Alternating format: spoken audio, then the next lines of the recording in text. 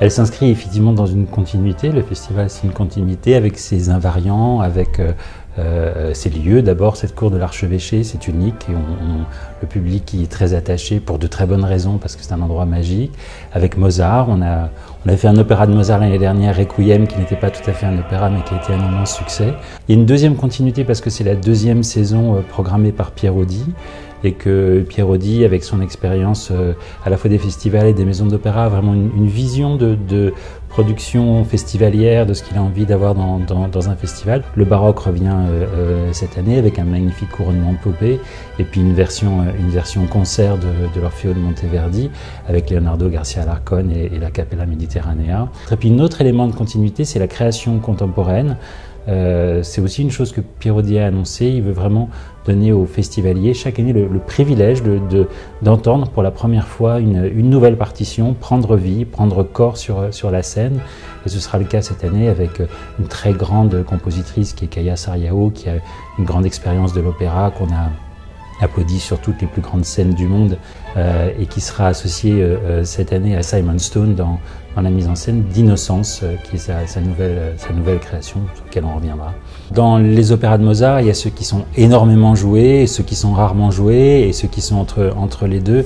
Les trois Mozart da Ponte sont vraiment avec la flûte enchantée, ceux qui sont le plus donnés habituellement. Donc c'est aussi l'opportunité comme toujours, d'avoir une lecture festivalière de la programmation et l'opportunité de créer un spectacle qui soit à la fois dans cette continuité mozartienne, de présenter Così fan tutte à l'Archevêché avec un orchestre baroque magnifique, le Balthasar Neumann sous la direction de Thomas Engelbrock, qui sera là pour la première fois au Festival d'Aix, et avec Dimitri Tcherniakov, qui aussi est un habitué du festival. C'est sa troisième production au festival, mais qui toujours a ce regard très particulier sur les œuvres, d'une très grande fidélité au livret et à la partition. On se souvient tous de son Carmen, où on entendait même dans Carmen des choses qui sont très habituellement coupées, mais avec toujours une lecture qui met en exergue vraiment des lignes de force de l'œuvre.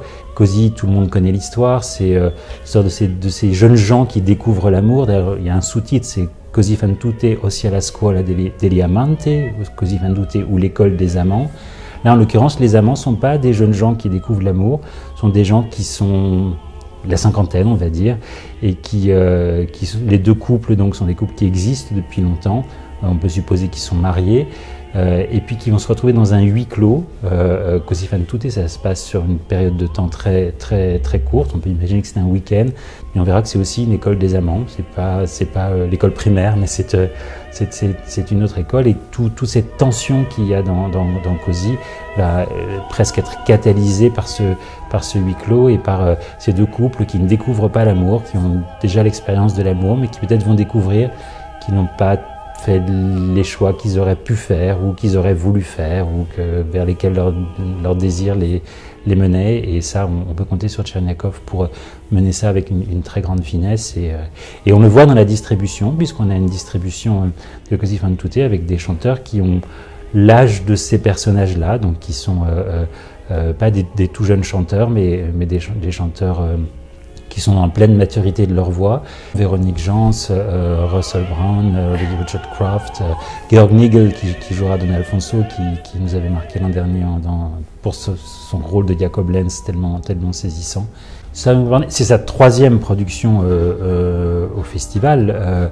C'est vraiment un des très grands noms de la mise en scène aujourd'hui. Il est extrêmement inspiré par Wozzeck. Vous savez, choisir une pièce et un metteur en scène, c'est aussi, il faut que le metteur en scène choisisse la pièce et qu'il y ait quelque chose de très organique qui se produise pour qu'il y ait une vraie envie. Il a énormément travaillé sur cette œuvre. Wozzeck, c'est une œuvre très sombre, c'est une œuvre coup de poing, c'est assez court, Wozzeck, on est saisi d'un bout à l'autre. Je crois que aussi la force de cet ouvrage est très importante pour lui. Et puis aussi la possibilité de le faire avec vraiment des artistes extraordinaires.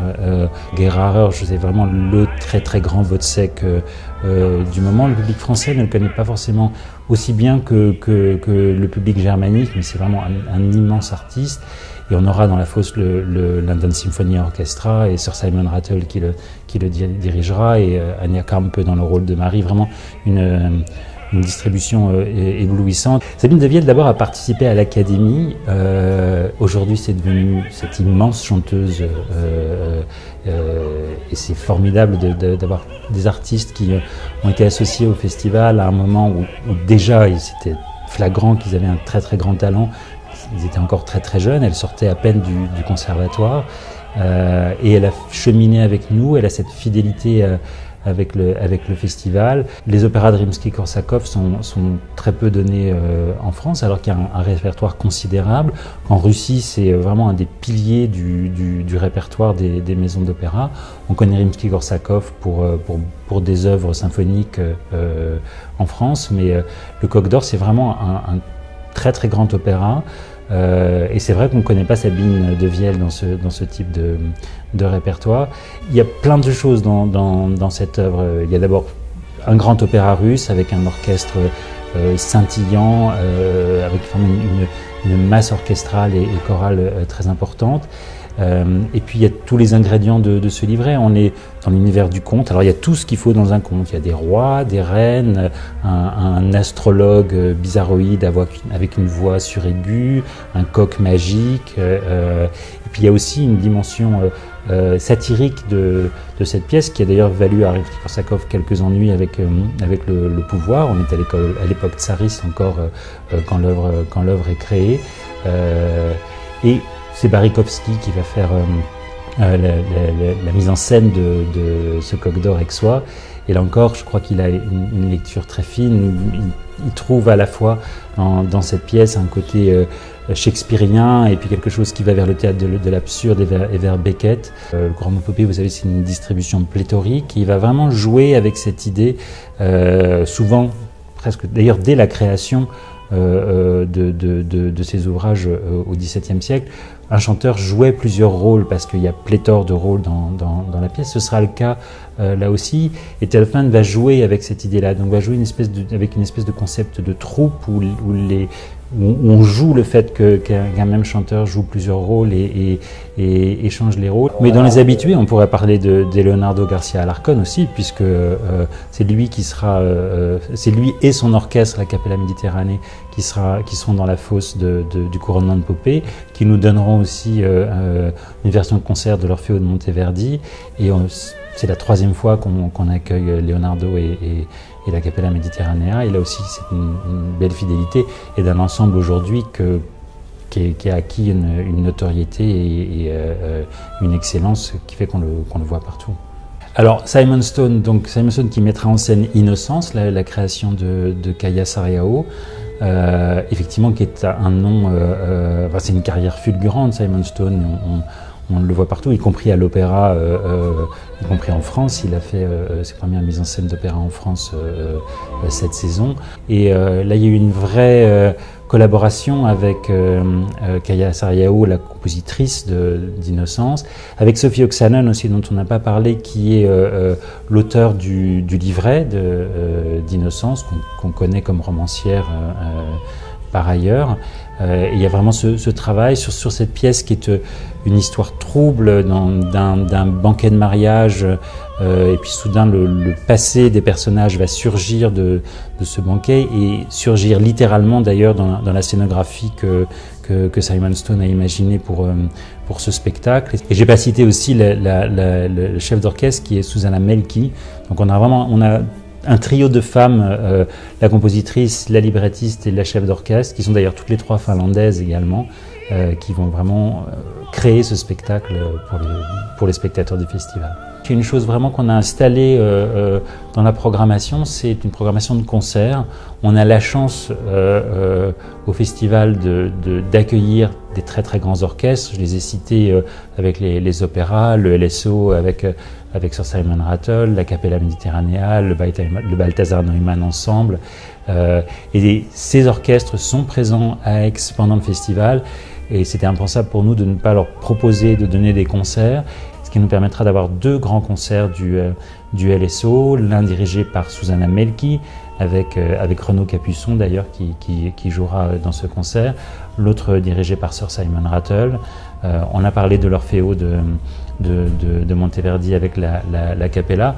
On aura également 2 concerts du Balthazar Neumann, un avec des jeunes chanteurs de l'Académie et avec un autre habitué qui viendra diriger, c'est Raphaël Pichon qui dirigera ce concert, et puis un deuxième concert du Balthazar Neumann qui sera lui sous le signe de Beethoven qu'on célèbre cette année dans tous les lieux de musique du monde.